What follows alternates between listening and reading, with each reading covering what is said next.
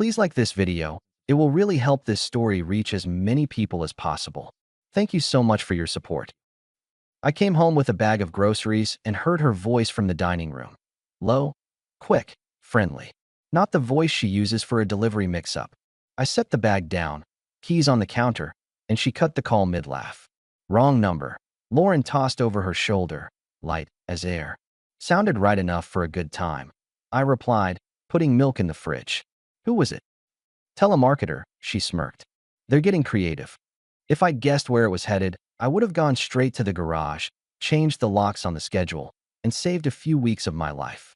She kept moving like a dancer who knows her marks. Plates were set, salad tossed, her smile precise. I reached for her waist out of habit. She sidestepped to grab the peppermill. Hot pan, said. Don't get burned. Yeah, I muttered. Hate burns. We ate. I asked about her day. She gave me the curated version. When I leaned in to kiss her afterward, she turned to wipe a perfectly clean counter. It was surgical, zero friction, zero warmth. Later she fell asleep on the sofa with a throw blanket and that polite smile that says we're fine, just not tonight, and also not tomorrow. The next evening dropped a breadcrumb I couldn't ignore. She left her phone on the coffee table when she went to switch laundry. A banner lit up the lock screen. Brad H. The last name is common. The initial is not. Brad is married to Megan, who's been Lauren's closest friend since college. When Lauren came back, I nodded at the phone. Brad's asking about interest rates now? Or is he expanding into wrong numbers? She didn't miss a beat. He's asking what to get Megan for her birthday. In November? I looked at the calendar on the wall. It's May. Big purchases take planning, she said, pouring sparkling water like a bartender on autopilot. Relax. I am relaxed, I told her. I'm just not stupid. She laughed softly, then brushed past me, remote in hand, flipping to a home renovation show where nobody ever fights because the script says so. I stood there longer than I should have, chewing the same thought. When a person is perfect at everything except closeness, they're perfect at pretending. The next morning I set a rule. Not a speech, just logistics. I moved auto pay for the joint account down to essentials only and split discretionary spending. I blocked out my evenings for the week. Gym, the shop, dinner with Nate from work, then a Saturday morning fishing trip I hadn't taken in years. The calendar went on the fridge with a magnet. Clean lines. No begging for time that wasn't being offered. Lauren saw it when she grabbed yogurt. Busy week. Productive week, I answered, tying my boots. I'll be home around 9 most nights. Don't wait up. She studied me like she wanted to find a crack. We should plan a date night. Friday. Text me on Friday. I said, if I'm available, I'll let you know. She blinked. You'll let me know? That's what calendars are for. At work, I called a private investigator whose card I'd got from a client. Guy named Marcus who used to do background checks for a bank before he went solo. I told him I needed time-stamped clarity. Places, not theories. He asked for a week. I gave him 3 days and a deposit. Nate, who runs estimates with me, caught my face while we were loading a pickup. You look like you swallowed a battery. Just cleaning up my schedule, I said. You sure that's your schedule? Exactly my point. He didn't pry. That's why I like him. That afternoon, Lauren showed up at my job with a lunch bag, the exact deli order I like, and a smile I hadn't seen in a month. It hit perfectly timed, like she'd read the memo about boundaries and decided to float a balloon. I was nearby, she said, setting the bag on my drafting table. Figured you could use a break. Thanks. I opened the bag. Sandwich, chips, a note. Sorry I've been off. Let's reset. Dinner at Luigi's? My call. It's not the worst idea, I said, keeping my tone flat. Her eyes softened. I miss us, Ethan. Then show up. I'm trying. Keep trying, I said. I'll see if Friday works. Friday morning she texted, sweet, careful, all the phrases that fit like a dress you return after the photos. By noon she canceled with a breezy excuse about a friend's bad day and a coffee that went long. Rain check, she wrote. Not raining here. I replied and turned off my phone. Saturday I left early with a rod and a cheap thermos. I listened to nothing. I thought about nothing. When I came back, Lauren had lit candles and made chicken piccata like it was a special occasion. She stepped into my space, easy smile, chin lifted. Truce, she offered. For what war? I asked. Don't be dramatic. I'm saying we should reset. I took the plate, sat, and ate. We can reset behavior. Words are free. She nodded like she'd pocketed a small win. The next day, the distance returned on schedule. The sandwiches stopped. The cool politeness returned. She was flawless, just not reachable. Marcus called Monday. Got some overlaps in her calendar that don't reconcile with your notes, he said. Sending you a preview doc. Full package tomorrow. Preview doc. My voice felt like gravel. How bad? I don't grade bad, he said. I send locations and times. The preview was dry, ugly, and precise. Lunch in the Arts District, 2 hours unaccounted for at a motel where contractors park during long jobs. Photos of her entering a wine bar with a man whose face wasn't aligned in the frame. I stared at the partial jawline and the cut of a jacket I'd seen on a patio behind Megan and Brad's house. Grilling on a Sunday. Plenty of guys dressed like that. Only one of them had texted my wife about a birthday 6 months out. I didn't sleep. I made coffee at 2 a.m. and went through our home like a mechanic. Not memories, systems. I checked the joint card limits, copied statements, took photos of the titles. I moved my tools from the hall closet to the truck.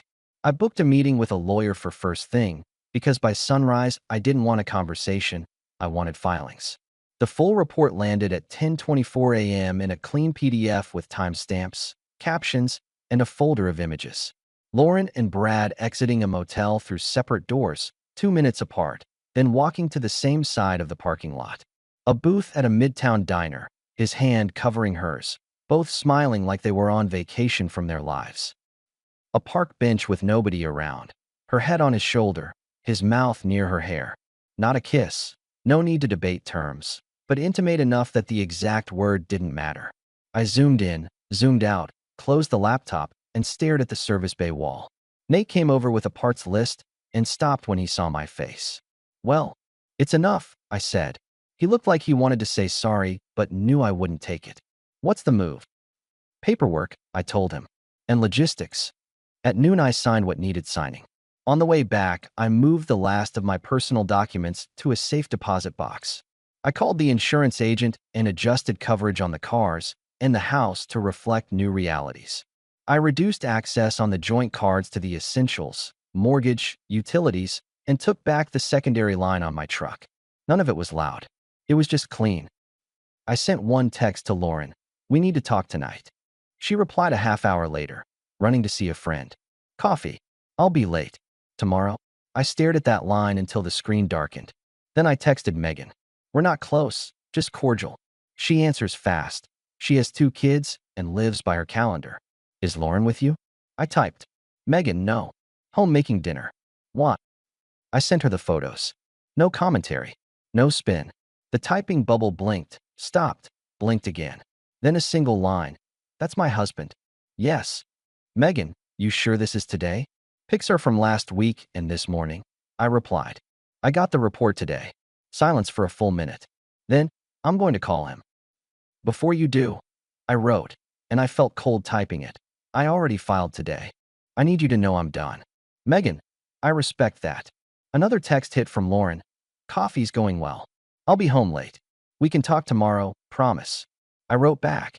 Ask him if his wife liked the new photos. The typing bubble on her end stopped like a stalling engine. Then she called. I let it ring out. She texted, what did you do? Then, you're overreacting. Then, why would you send anything to Megan? Then a full minute later, I'm on my way home. Do not do anything stupid. I put the phone face down and cleaned the kitchen. Not to be dramatic. I just didn't want to give her any chaos to hide in.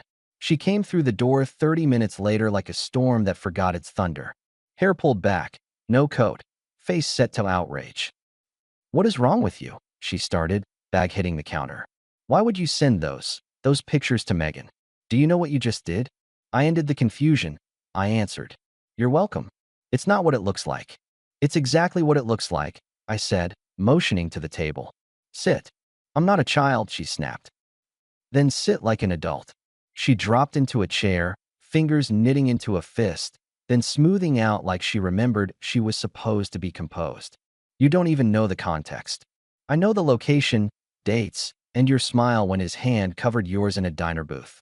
I know you didn't tell me. I know you chose secrecy over respect. Her jaw shifted. We were just talking. In a motel parking lot.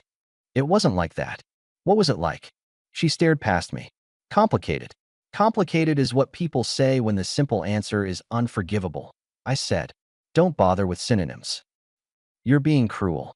I'm being clear. She stood up, then sat again, grabbing at her bag. We've been off for months. You've been distant. I laughed once. You're saying I was distant while I was the one asking for time, and you were the one ducking every kiss. I have needs too, she shot back. Let me pause the story for just a second. If you're still listening, please hit the like button on this video. It really helps YouTube show this story to more people. Thank you so much for the support. Now let's get back to the story. Apparently, I said, and you filled them with a married man.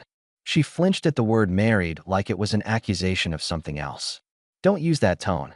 Use any tone you want, I told her. It doesn't change that I filed this morning. Her eyes snapped to mine. You what? I filed. Paperwork's in motion. The joint cards are limited to essentials. I moved my personal accounts. You'll get the outline by email. You can't just. I can and I did. You let me hear. That's not fair. Fair ended at the motel. The doorbell rang. Lauren stiffened. Who's that? Megan, I said. Lauren went pale. You told her to come here? I told her the truth. She arranged her own transportation. Lauren moved toward the door like she could intercept reality. Megan stepped in, keys in hand, eyes lava bright and steady. She didn't look at me. She looked through Lauren. I'm going to ask you one thing, Megan said, voice tight. If you lie, I leave and it's done in a way you won't like. Were you with my husband? Lauren's mouth opened and closed. We're friends. Megan barked a laugh without humor. You were at a motel. It wasn't. Megan lifted her phone, scrolled, held up the images. This is what people do when they think no one is looking. This is what you did to me in the spaces I paid for with my trust. Lauren's eyes darted to me. Ethan, say something. I already did, I answered. Megan kept her eyes on Lauren. He's at home packing. I told him to be out by morning. I thought I knew you. I was wrong. You're not stepping in my house again. Lauren found her anger then. You don't get to ban me from your life like I'm the problem. Brad. Megan cut her off. Brad did his part. You did yours. I'm dealing with mine. And Ethan's dealing with his. Lauren turned back to me, voice wobbling into a new strategy. Ethan, we can fix this. We can take a break, reset, counseling, whatever you want. I'll stop talking to him. I'll change everything. You already changed everything, I said. I'm not in this anymore. She tried to step closer. I stepped back. No, I added. Space means space. She looked between us like she was choosing a jury that didn't exist. You're both overreacting. Megan put her keys in her pocket. Do your overreacting somewhere else.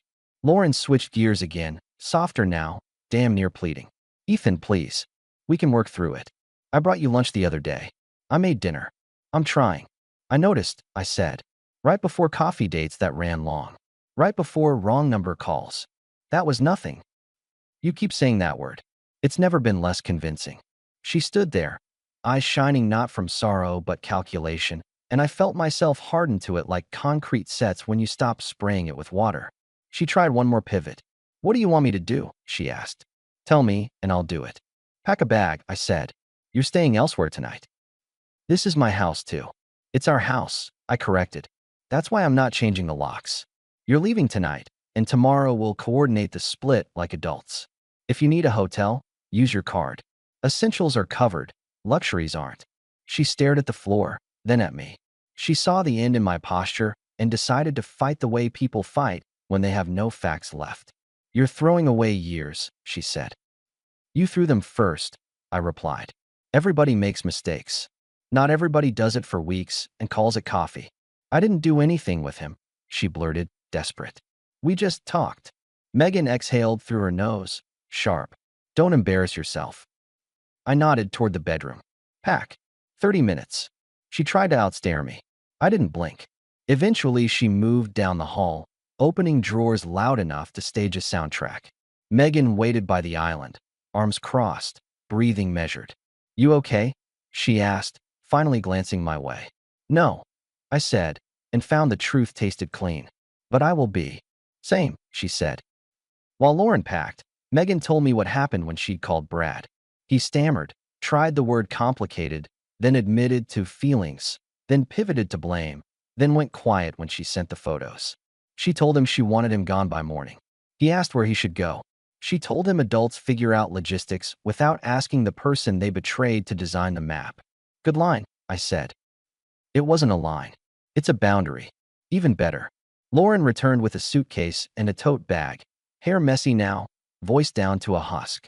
Where am I supposed to go? You're resourceful, I said. You'll figure it out. She looked at Megan. Are you proud of yourself? Not even a little, Megan said.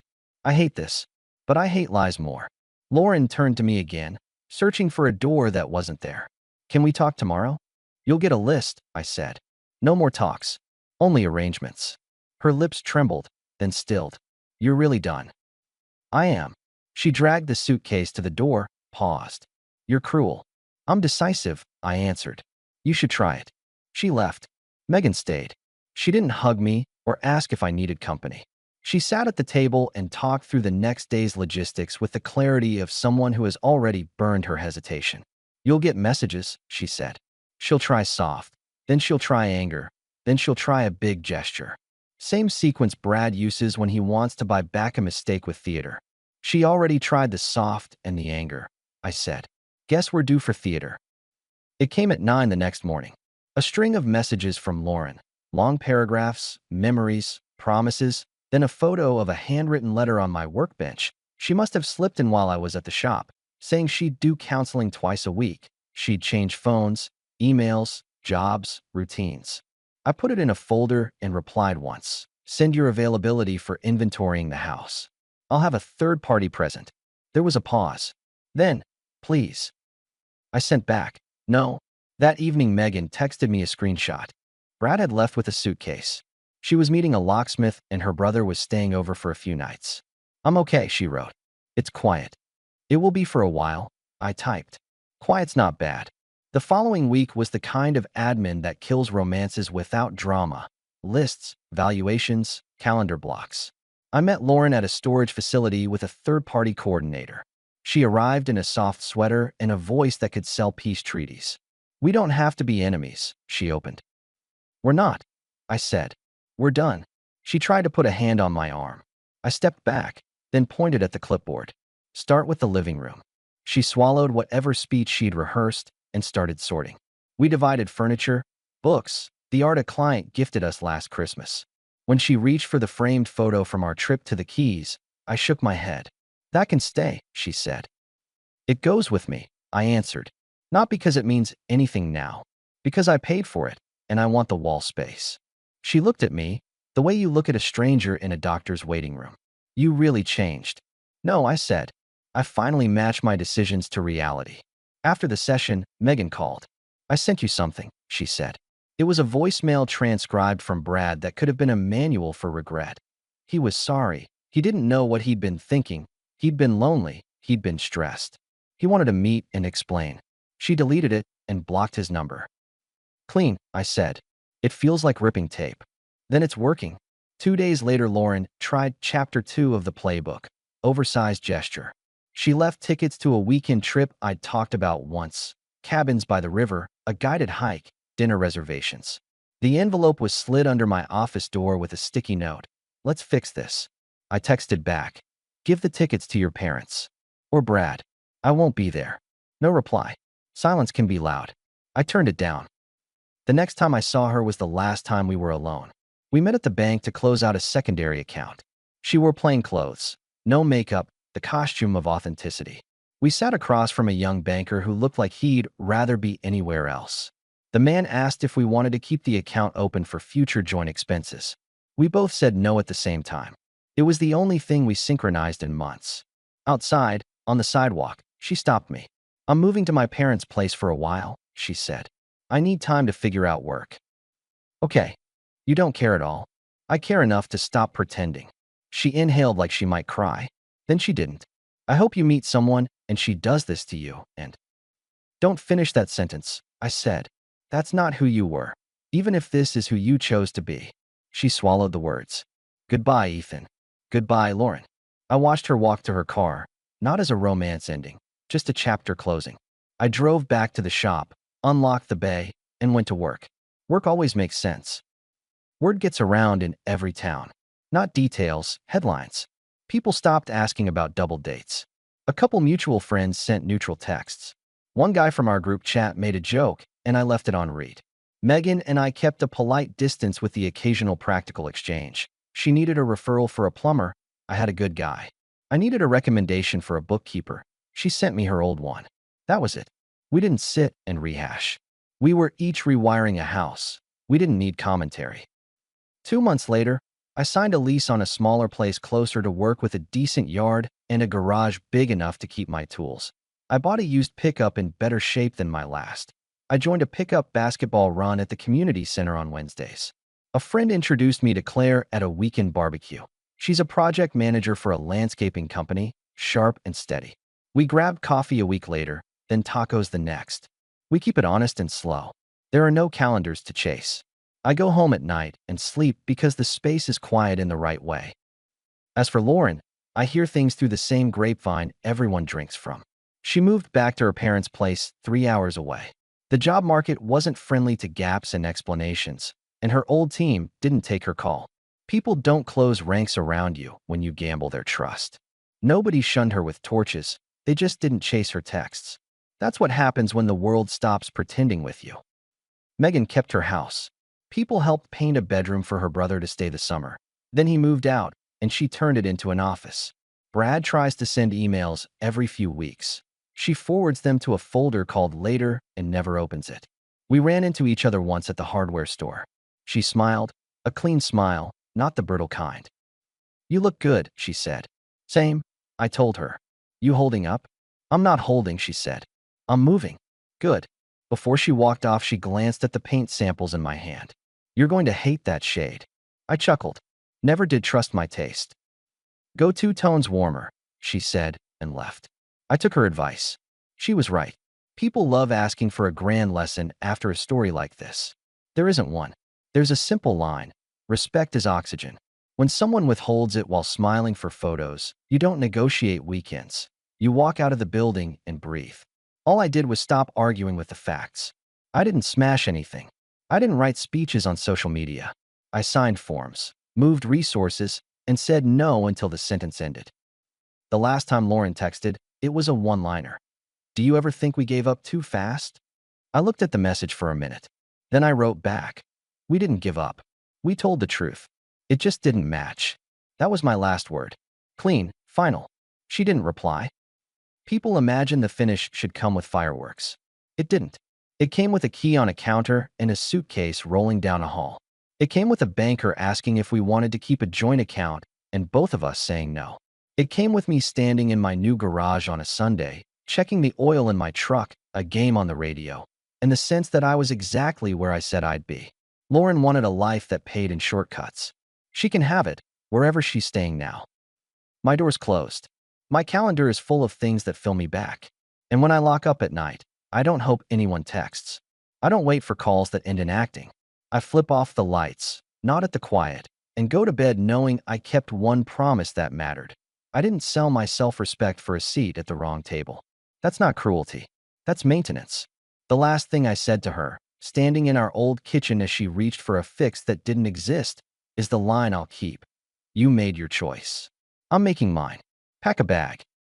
Our story has come to an end. If you've made it this far, how about subscribing to our channel? It helps us immensely. I've selected 2 other videos for you that I'm sure you'll enjoy. Feel free to click on them. I'll be waiting for you in the next story. See you soon.